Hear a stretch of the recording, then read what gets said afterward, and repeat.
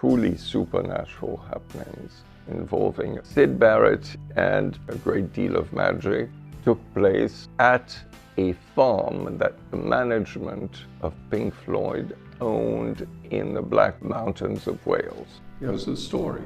Syd Barrett was the true leader of Pink Floyd, the charismatic composer, lead guitarist, the genius behind the band, believe it or not. Their first hits, their first album, Piper at the Gates of Dawn, was all Syd Barrett's work. I met Syd Barrett in '67 at 101 Cromwell Road, which is where Nigel, Lesmore Gordon, all my friends lived in that apartment building. Pink Floyd lived upstairs. It was a place that was very, very well known in the underground London. And at the time, the Pink Floyd was totally unknown. I just loved the name and wanted to meet them.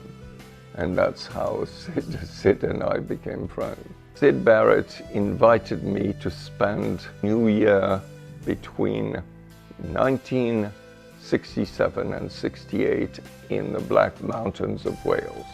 What substances were used that led to that truly supernatural happenings involving a great deal of magic I'm not going to talk about right now. But it happened, and Syd Barrett and I ended up like 2 nights jousting, and we found ourselves in a kind of nursery in another dimension where everything was acetate satin, yellow, green, and red. And there were quite some large toys there. And at some point, I lost my focus for a brief moment, and suddenly Syd Barrett's body had disappeared and his head was on the body of a giant teddy bear. At the end of that night, let's just put it that way, where so many strange things happened, where so many Syd and I found ourselves quite in another room, and his girlfriend said, "What's the matter with you, Syd? You look like some kind of big teddy bear. Teddy bear, teddy bear, teddy bear." At that moment, he picked up a guitar.